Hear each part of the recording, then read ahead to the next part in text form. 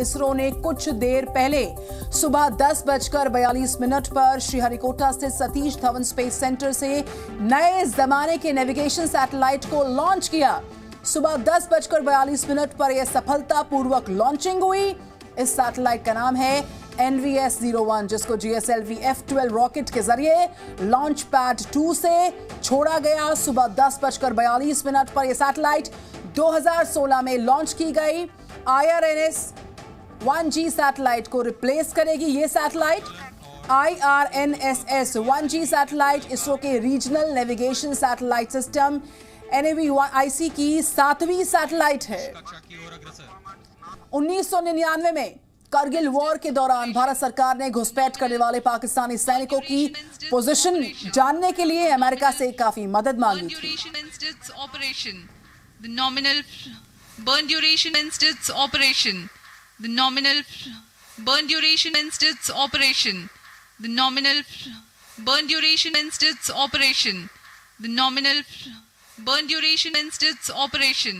The nominal burn duration against its operation. 439. तो अब से कुछ देर पहले सुबह 10:42 पर इसका सफलतापूर्वक प्रक्षेपण हुआ है। आपको बताएं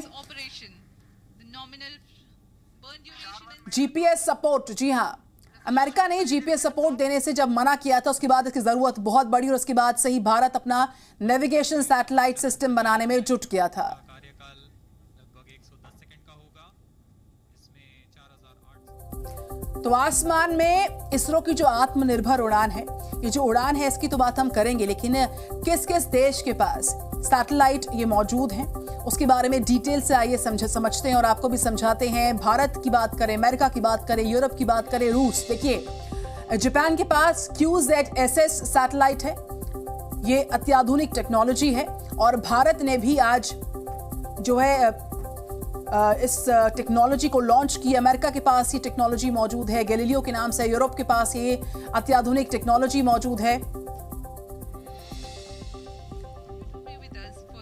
और सीधे हम चलते हैं, हमारे साथ लाइव रिपोर्ट कर रहे हैं जयपाल शर्मा। जयपाल, जो भारत की आत्मनिर्भर उड़ान है उसमें एक नया अध्याय इस सफल प्रक्षेपण से जुड़ चुका है और NAVG, देखिए जिस तरीके से ये पूरा लॉन्चिंग हुआ है, निश्चित तौर पर कई सारी दिशाओं में भारत को सफलता मिली है और NAVIC यानी कि NAV इंडियन कॉन्स्टलेशन की 7वीं सैटेलाइट इस सीरीज का हिस्सा है।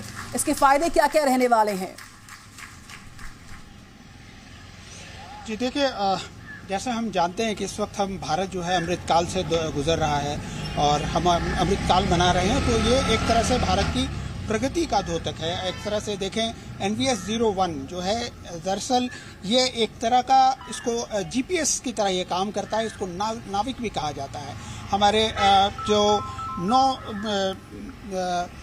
जिस तरह के जो हमारी समुद्री सीमा है वो लगभग बहुत ज़्यादा विशाल है, फैली हुई है और उनके ऊपर नज़र रखने के लिए एक तरह से ये सैटेलाइट लॉन्च किया गया। हालांकि ये कोई नया वर्शन है। इससे पहले भी भारत ने, जैसे कि आप जिक्र कर रहे थे कि जब 1999 कारगिल वार में अमेरिका ने जो है नेविगेशन सिस्टम देने से इनकार कर दिया था, तो उसके बाद भारत ने इसको विकसित करने की दिशा में कदम बढ़ाया और इससे पहले जो भारत की ओर से IRNSS